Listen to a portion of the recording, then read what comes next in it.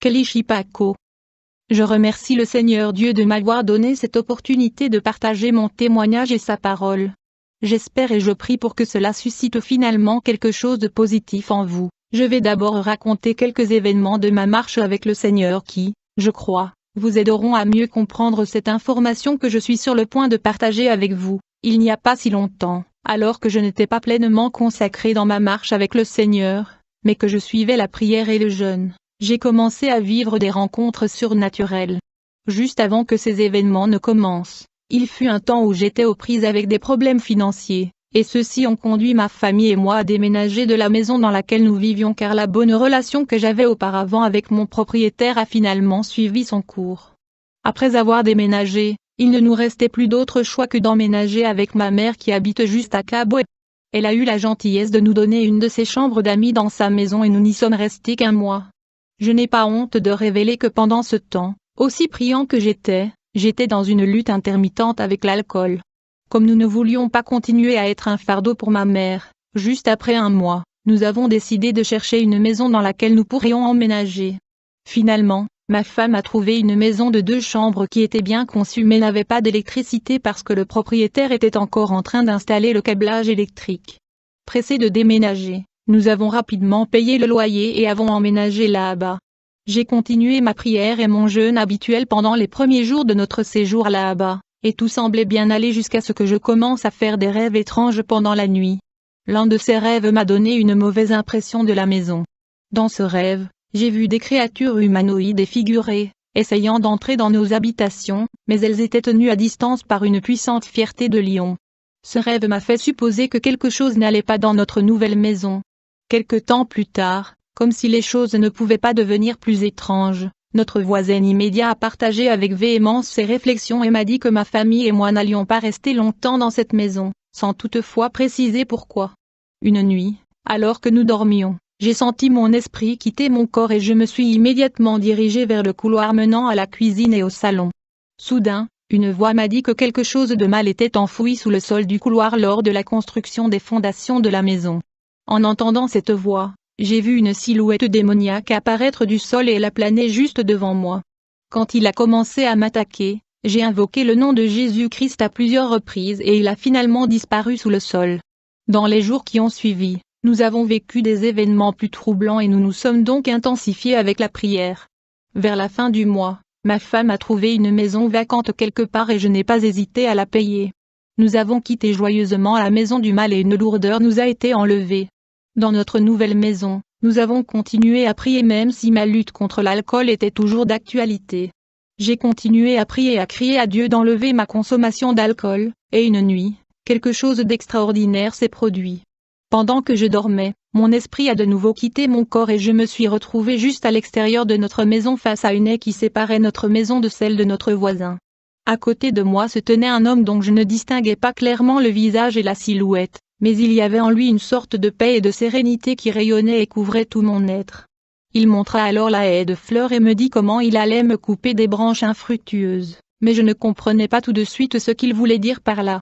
Sa voix est ensuite devenue sombre lorsqu'il m'a dit à quel point il était triste que tant de ses enfants aillent en enfer et que quelques-uns parviennent à son royaume. Il a poursuivi en me disant que tant de gens accordaient la priorité à d'autres choses dans leur vie que de chercher son royaume. Il a expliqué que les hommes étaient tellement amoureux du football et qu'ils passaient leur temps dans les débits de boissons plutôt que de passer du temps avec lui. Pendant qu'il parlait, je pouvais voir les gens dont il parlait sur quelque chose qui ressemblait à un grand écran juste devant mes yeux. Il a continué à parler de la façon dont les gens sont devenus méchants dans le monde, et juste devant mes yeux, j'ai vu un jeune homme, dans la vingtaine, attaqué par une foule alors que les gens pensaient qu'il avait volé quelque chose à quelqu'un. Cela se passait apparemment à Lusaka, la capitale de notre pays, la Zambie. En l'écoutant, je savais que c'était le Seigneur à côté duquel je me tenais. Soudain, il m'a montré une petite bouteille en plastique blanc avec une main qui en extrayait le contenu. Il en sortait une crème blanche et onctueuse pendant qu'elle était pressée.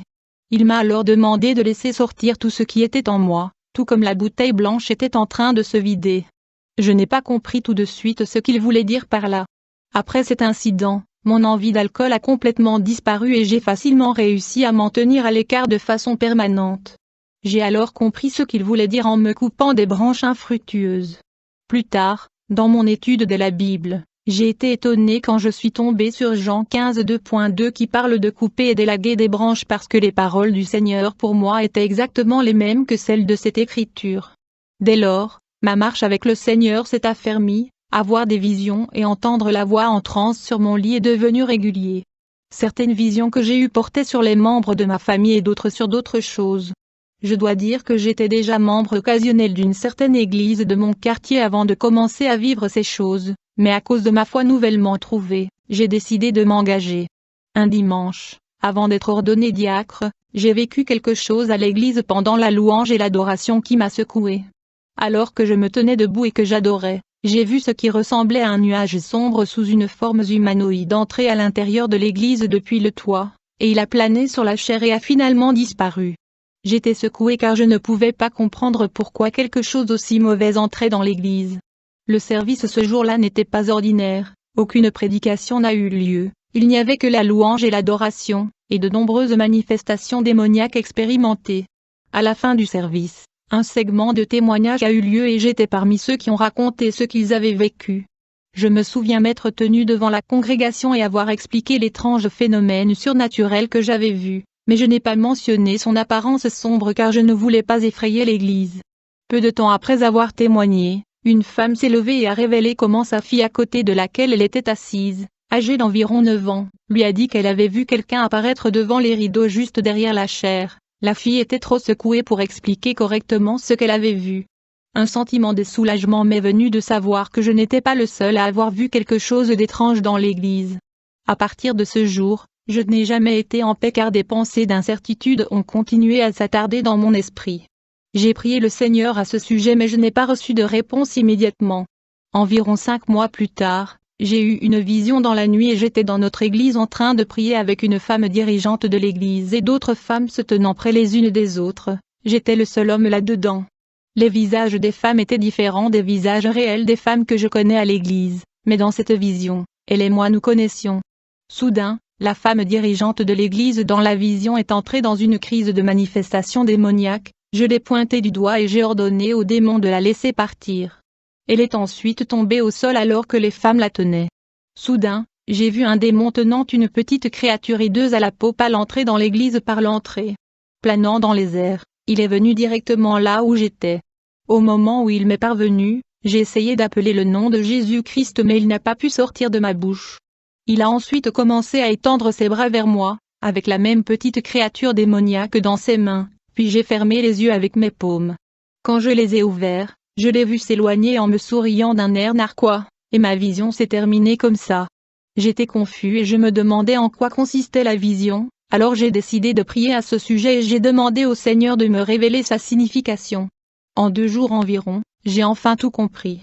Le Seigneur me montrait la situation concernant la femme dirigeante de notre Église et moi. À son sujet je commencerai d'abord par mentionner 1 Corinthiens 14 versets 34 et 35, 1 Timothée 2 versets 12 et Tite 2 versets 3 et 5 qui m'ont été révélés.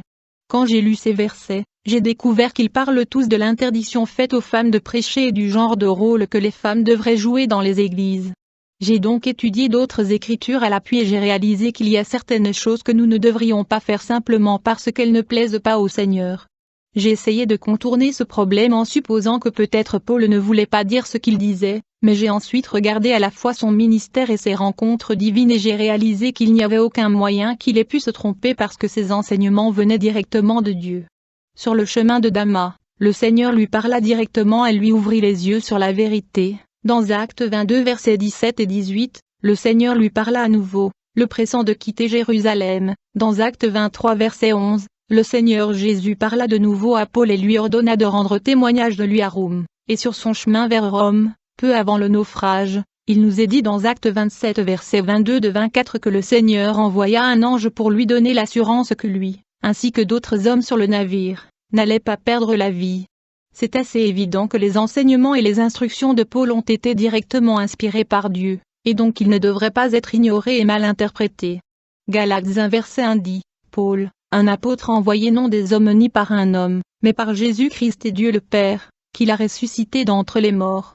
2 Timothée 3 verset 17 dit aussi, toute écriture est insufflée par Dieu, donnée par inspiration divine, et est utile pour l'instruction, pour la conviction du péché, pour la correction de l'erreur et la restauration à l'obéissance, pour la formation à la justice, apprentissage vivre en conformité avec la volonté de Dieu, tant en public qu'en privé, en se comportant honorablement avec intégrité personnelle et courage moral.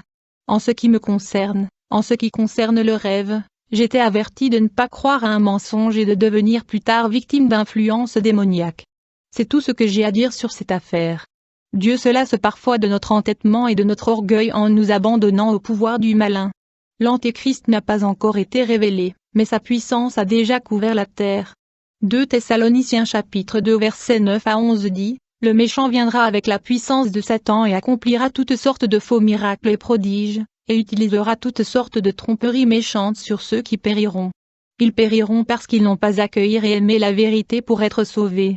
Et ainsi Dieu envoie la puissance de l'erreur agir en eux afin qu'ils croient ce qui est faux. Ayant appris à connaître le Seigneur et ce qui lui plaît, je vais donc révéler ce qui, je crois fermement, ne va pas dans de nombreuses églises du monde. Je prie et j'espère que Dieu vous donne le discernement pour juger si ce qui sera divulgué est la vérité ou ne pas. Premièrement, lorsque nous adorons le Seigneur dans l'église, nous chantons et parfois nous dansons. Le problème survient lorsque nous intégrons certains types de danses qui sont une invention du monde à notre culte. Certaines de ces danses sont aussi directement du royaume des ténèbres. Nous voyons des danses venir du monde pour devenir proéminentes dans nos églises. Alors quand nous dansons comme le monde, nous adorons à la fois le diable et ce qu'il y a dans le monde au lieu de Dieu. Romains chapitre 12 verset 2 dit, « Et ne vous conformez plus à ce monde, avec ses valeurs et coutumes superficielles, mais soyez transformés et progressivement changés à mesure que vous mûrissez spirituellement, par le renouvellement de votre esprit, en vous concentrant sur les valeurs pieuses et éthiques. Attitude, afin que vous puissiez prouver par vous-même quelle est la volonté de Dieu, ce qui est bon, acceptable et parfait dans son plan et son dessein pour vous. Dieu recherche un type spécial d'adoration et pas n'importe quel type. Dans le chapitre de Jean 4 verset 23, Jésus a dit ceci, « Pourtant un temps vient et est maintenant venu où les vrais adorateurs adoreront le Père en esprit et en vérité, car ils sont une sorte d'adorateurs que le Père recherche. » Il s'agit de la sainteté, nous doivent être saints car notre Père céleste est saint, et il est de la responsabilité des dirigeants de l'Église d'enseigner à la congrégation la sainteté qui plaît au Seigneur. Si les dirigeants n'enseignent pas la sainteté, alors ils sont aussi coupables que les membres ordinaires qui manquent de connaissances. L'une des choses à faire avec la sainteté qui devrait être enseignée à l'Église est de s'habiller et de se parer. La célébration de Noël est un autre aspect qui doit être abordé car la vérité doit être dite. Premièrement, il n'y a nulle part dans la Bible où il est dit que l'anniversaire de Jésus est le 25 décembre. Tout ce qui est associé à Noël est du paganisme, du Père Noël aux arbres de Noël. Dans Jérémie chapitre 10 versets 1 à 5, le Seigneur en parle, et il dit, « Écoutez la parole que le Seigneur vous dit, ô maison d'Israël.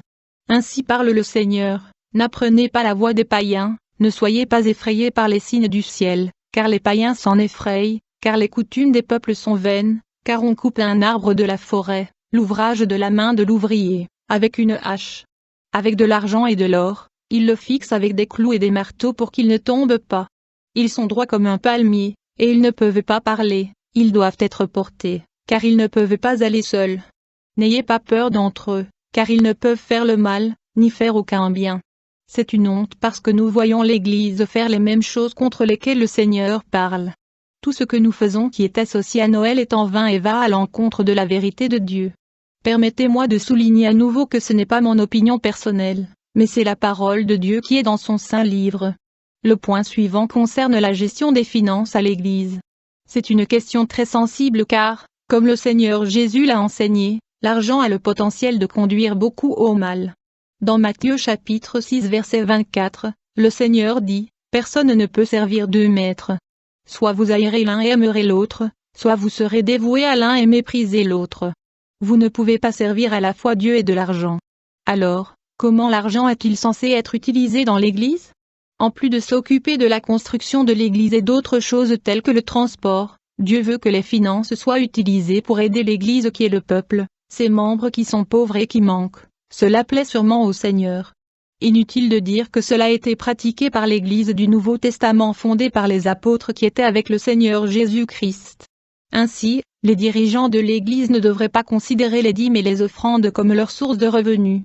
Actes chapitre 4 versets 32 à 35 dit, le groupe de croyants était un dans l'esprit et le cœur.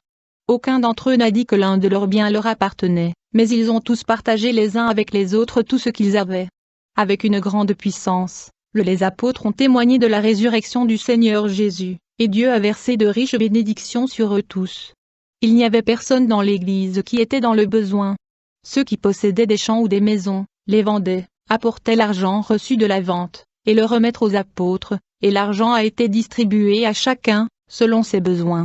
Cela signifie que ceux qui ont des biens supplémentaires et ceux qui ont de bons salaires doivent aider ceux qui ont peu ou rien. C'est ce qui plaît au Seigneur. Le Seigneur a aussi dit dans Matthieu chapitre 19 verset 21, « Si tu veux être parfait, va, vends tes biens et donne aux pauvres, et tu auras un trésor dans le ciel.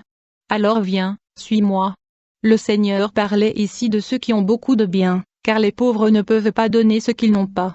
Par conséquent, utiliser les finances pour nos propres raisons égoïstes et négliger ceux qui sont dans le besoin ne plaît pas le Seigneur.